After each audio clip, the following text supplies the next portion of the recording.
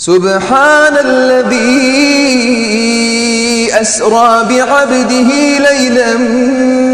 من المسجد الحرام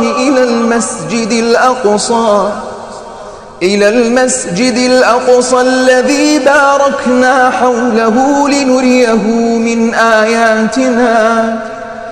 إنه هو السميع البصير. وآتينا موسى الكتاب وجعلناه هدى لبني إسرائيل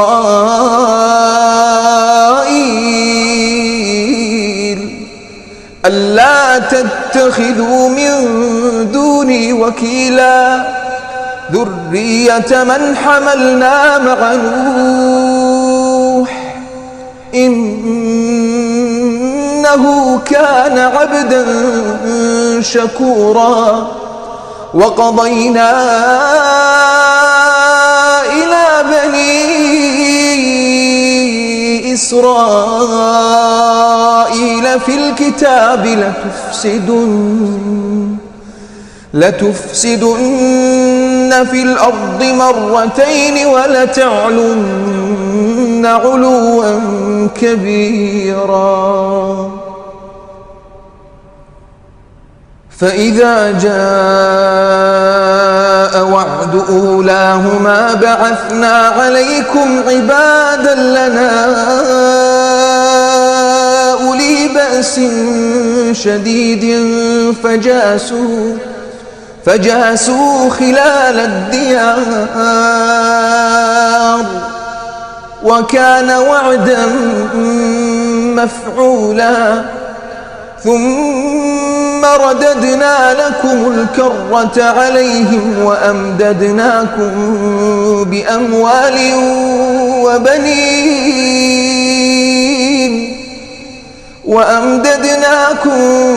بأموال وبنين وجعلناكم أكثر نفيرا. إن أحسنتم أحسنتم لأنفسكم وإن أسأتم فلها. فإذا جاء وعد الآخرة ليسوءوا وجوهكم وليدخلوا المسجد كما دخلوه أول مرة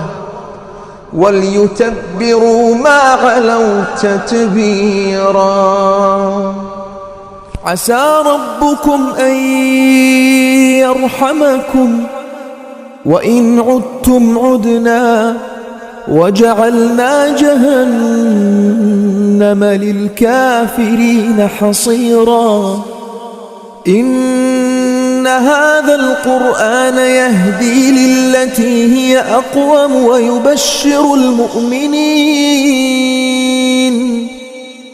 ويبشر المؤمنين الذين يعملون الصالحات أن لهم أجرا كبيرا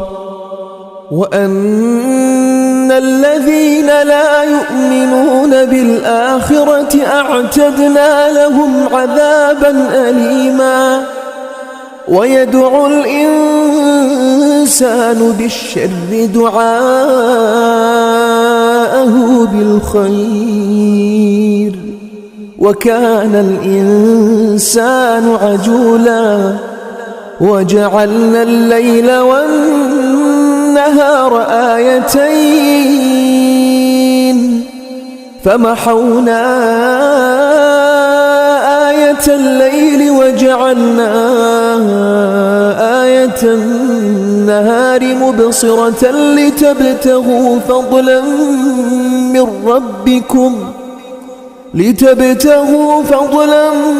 من ربكم ولتعلموا عدد السنين والحساب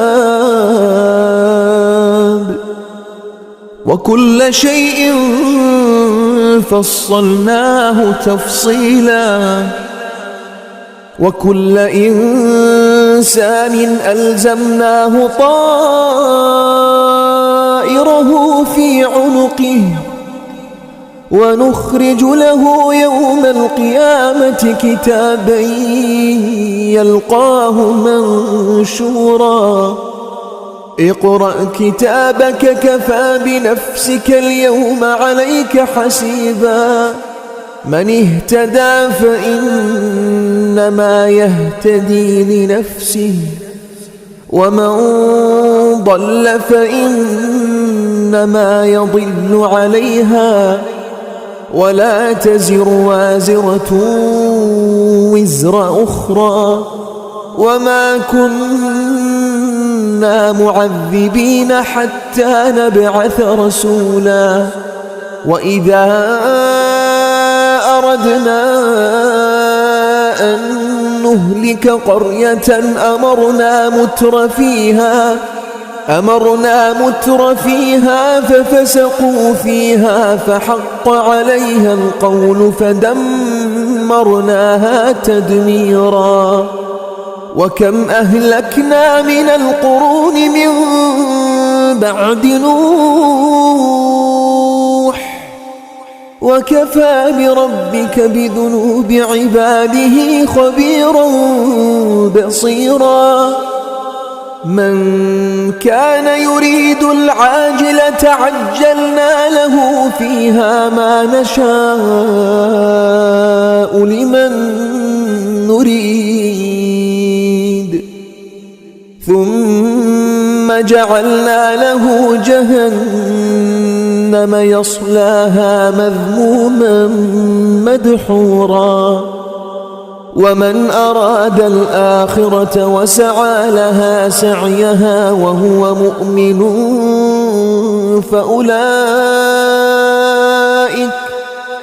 فأولئك كان سعيهم مشكورا كلا نمد هؤلاء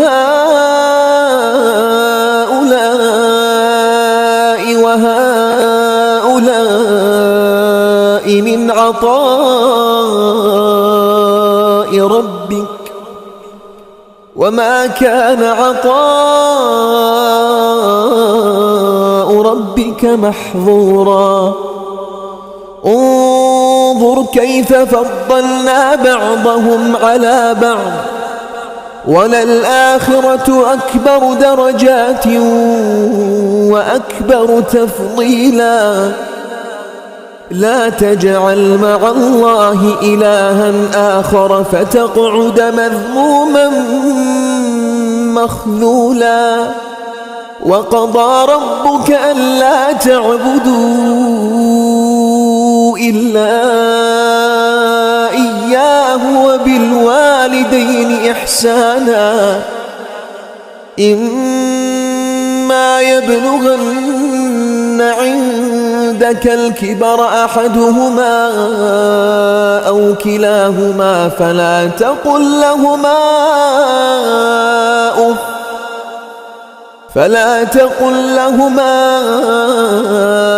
أف ولا تنهرهما وقل لهما قولا كريما واخفض لهما جناح الذل من الرحمة وقل رب ارحمهما كما ربياني صغيرا ربكم أعلم بما في نفوسكم إن تكونوا صالحين فإنه كان للأوابين غفورا وآت ذا القربى حقه والمسكين وابن السبيل ولا تبذر تبذيرا إن المبذرين كانوا إخوان الشياطين وكان الشيطان لربه كفورا وإما تعرضن عنهم ابتغاء رحمة من ربك ترجوها فقل لهم قولا ميسورا ولا تجعل يدك مغلولة إلى عنقك ولا تبسطها كل البسط فتقعد ملوما محسورا. إن ربك يبسط الرزق لمن يشاء ويقدر إنه كان بعباده خبيرا بصيرا. ولا تقتلوا أولادكم خشية إملاق نحن نرزقهم وإياكم إن قتلهم كان خطأ كبيرا. ولا تقربوا الزنا إنه كان فاحشة وساء سبيلا. ولا تقتلوا النفس التي حرم الله إلا بالحق. ومن قتل مظلوما فقد جعلنا لوليه سلطانا فلا يسرف في القتل إنه كان منصورا. ولا تقربوا مال اليتيم إلا بالتي هي أحسن حتى يبلغ أشده وأوفوا بالعهد إن العهد كان مسؤولا. وأوفوا الكيل إذا كلتم وزنوا بالقسطاس المستقيم ذلك خير وأحسن تأويلا. ولا تقف ما ليس لك به علم إن السمع والبصر والفؤاد كل أولئك كان عنه مسؤولا. ولا تمش في الأرض مرحا إنك لن تخرق الأرض ولن تبلغ الجبال طولا. كل ذلك كان سيئه عند ربك مكروها. ذلك مما أوحى إليك ربك من الحكمة. ولا تجعل مع الله إلها آخر فتلقى في جهنم ملوما مدحورا. أفأصفاكم ربكم بالبنين واتخذ من الملائكة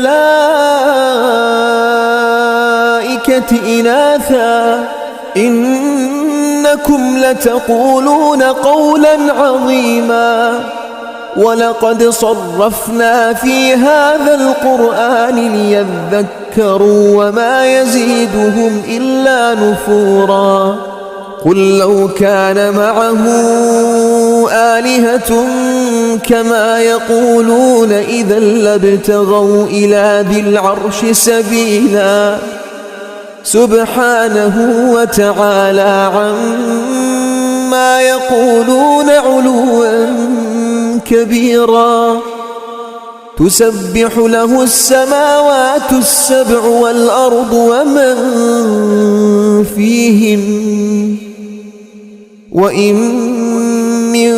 شيء إلا يسبح بحمده ولكن لا تفقهون تسبيحهم إنه كان حليما غفورا. وإذا قرأت القرآن جعلنا بينك وبين الذين لا يؤمنون بالآخرة حجابا مستورا.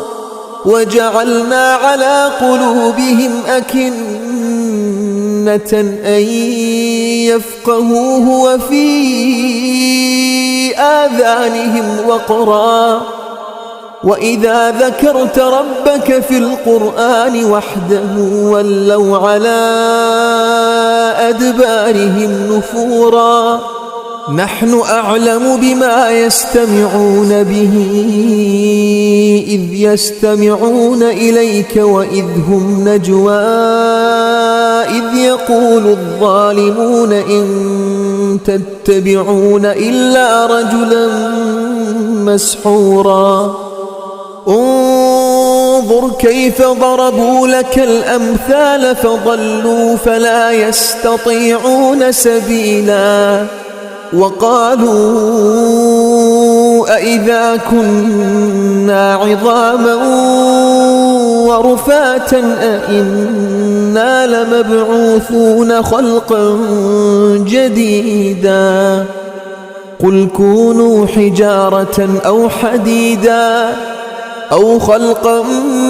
مما يكبر في صدوركم فسيقولون من يعيدنا قل الذي فطركم أول مرة فسينغضون إليك رؤوسهم ويقولون متاه قل عسى أن يكون قريبا يوم يدعوكم فتستجيبون بحمده وتظنون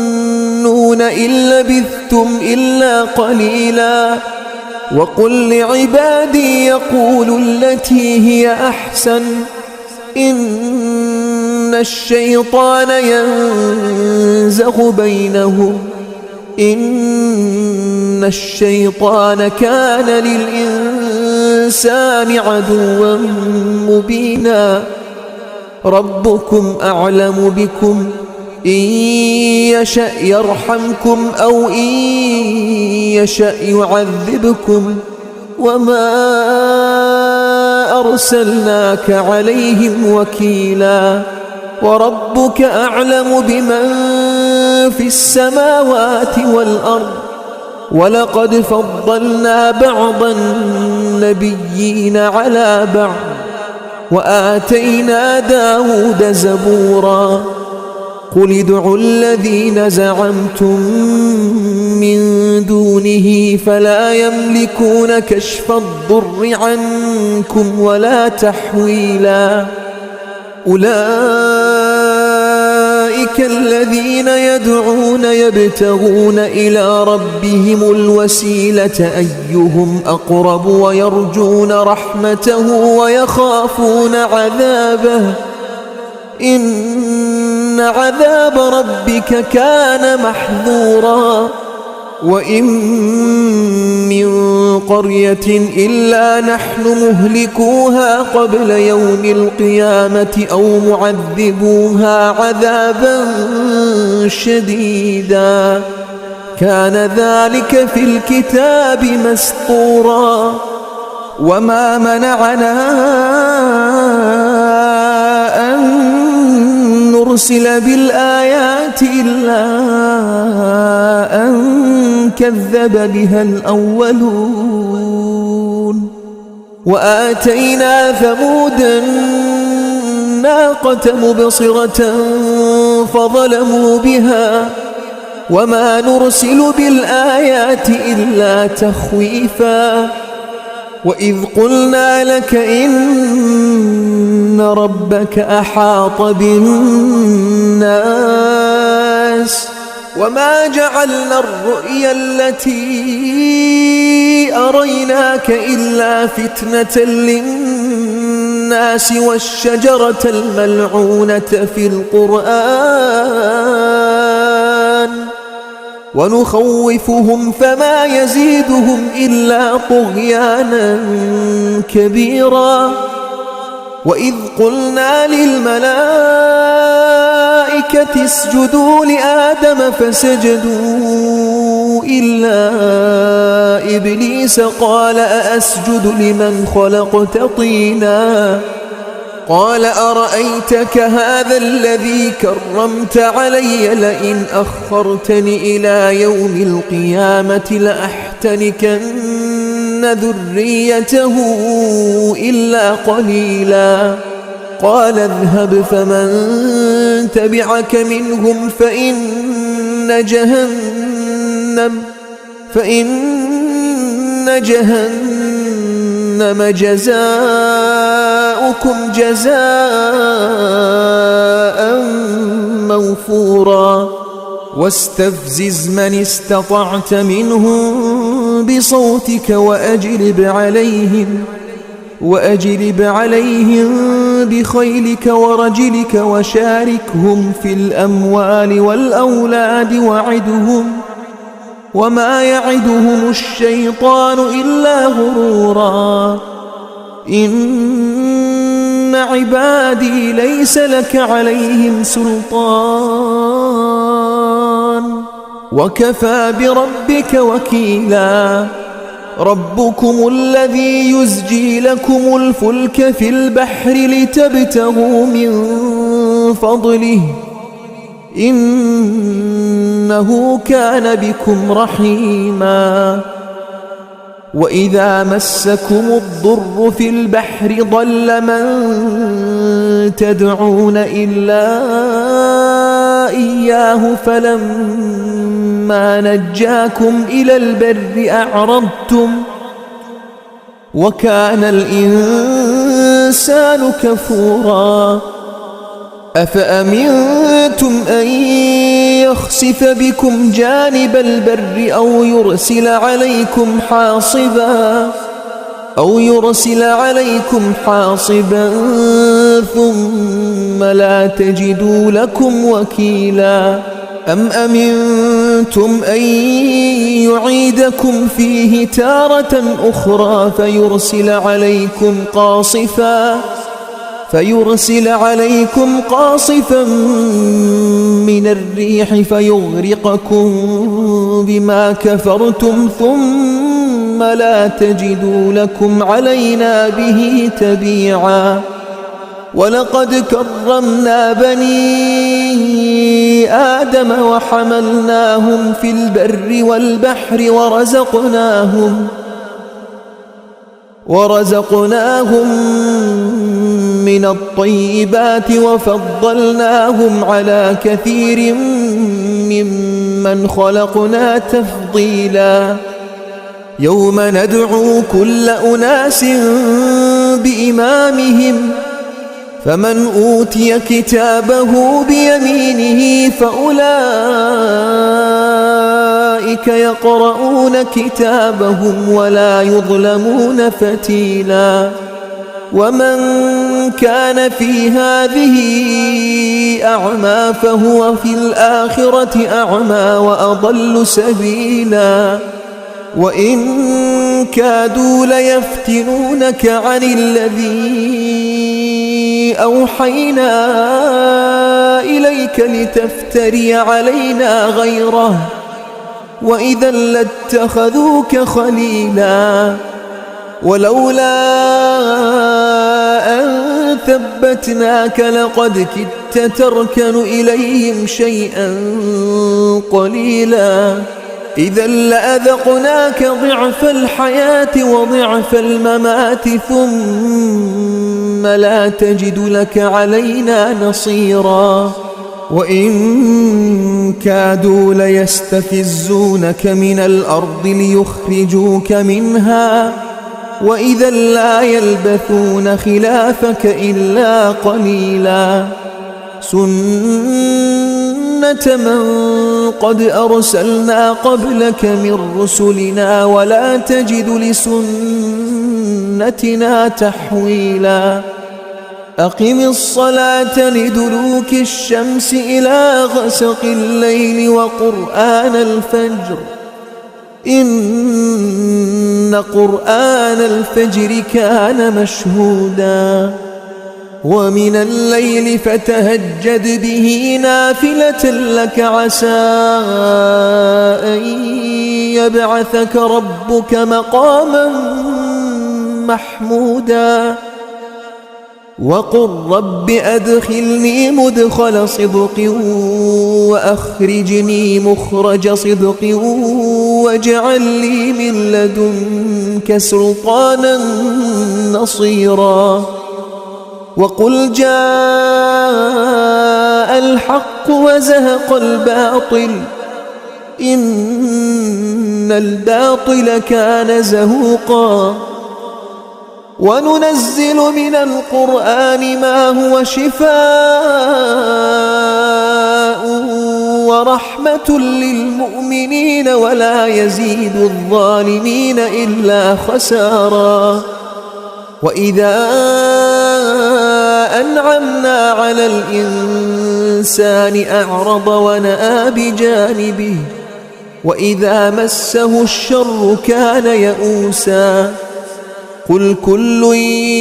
يعمل على شاكلته فربكم أعلم بمن هو أهدى سبيلا ويسألونك عن الروح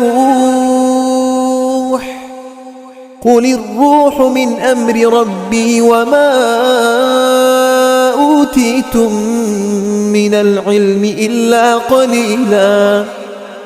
ولئن شئنا لنذهبن بالذي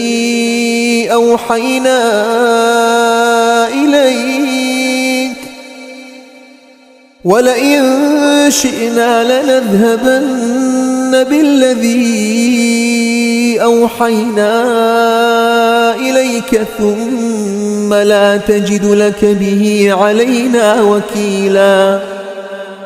إلا رحمة من ربك إن فضله كان عليك كبيرا قل لئن اجتمعت الإنس والجن على أن يأتوا بمثل هذا القرآن لا يأتون بمثله ولو كان بعضهم لبعض ظهيرا ولقد صرفنا للناس في هذا القرآن من كل مثل فأبى أكثر الناس إلا كفورا وقالوا لن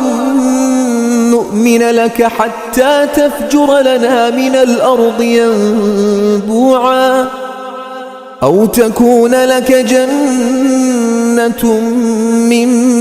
نخيل وعنب فتفجر الأنهار خلالها تفجيرا أو تسقط السماء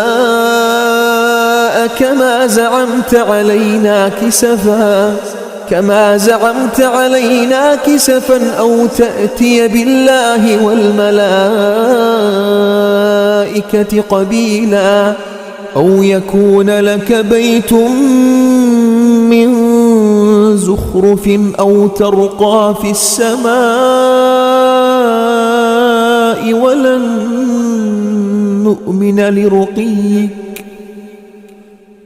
ولن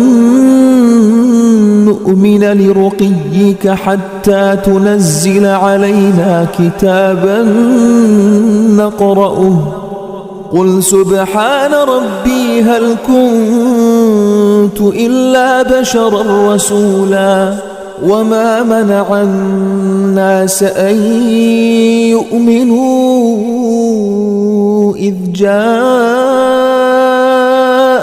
الهدى إلا أن قالوا أبعث الله بشرا رسولا قل لو كان في الأرض ملائكة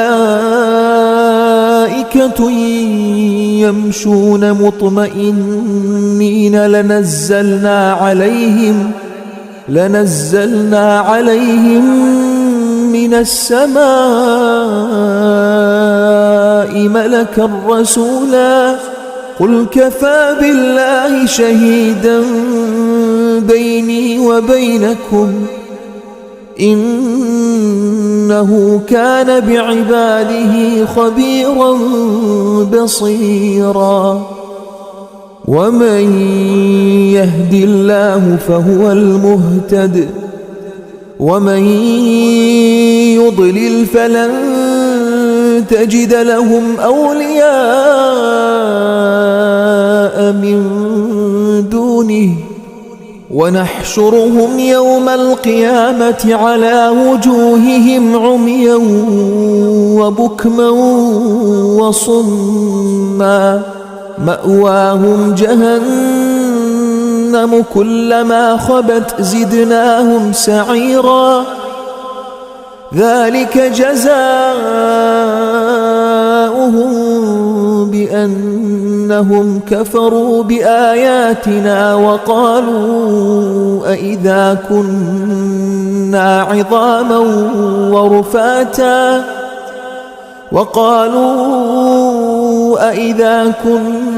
عظاما ورفاتا أإنا لمبعوثون خلقا جديدا أولم يروا أن الله الذي خلق السماوات والأرض قادر على أن يخلق مثلهم وجعل لهم أجلا لا ريب فيه فأبى الظالمون إلا كفورا قل لو أنتم تملكون خزائن رحمة ربي إذا لأمسكتم خشية الإنفاق وكان الإنسان قتورا ولقد آتينا موسى 9 آيات بينات فاسأل بني إسرائيل إذ جاءهم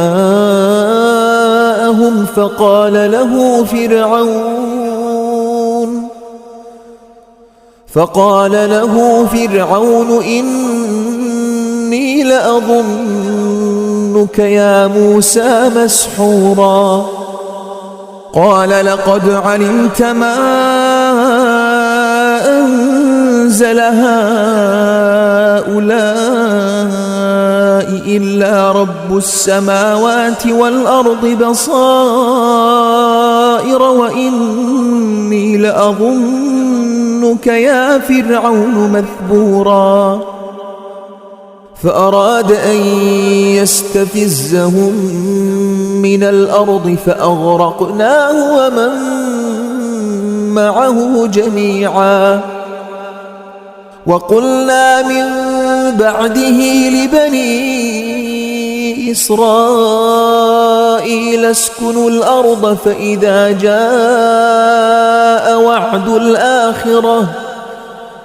فإذا جاء وعد الآخرة جئنا بكم لفيفا وبالحق أنزلناه وبالحق نزل وما أرسلناك إلا مبشرا ونذيرا وقرآنا فرقناه لتقرأه على الناس على مكث ونزلناه تنزيلا قل آمنوا به أو لا تؤمنوا إن الذين أوتوا العلم من قبله إذا يتلى عليهم يخرون للأذقان سجدا ويقولون سبحان ربنا إن كان وعد ربنا لمفعولا ويخرون للأذقان يبكون ويزيدهم خشوعا قل ادعوا الله أو ادعوا الرحمن أيما ما تدعو فله الأسماء الحسنى ولا تجهر بصلاتك ولا تخافت بها وابتغ بين ذلك سبيلا وقل الحمد لله الذي لم يتخذ ولدا ولم يكن له شريك في الملك ولم يكن له ولي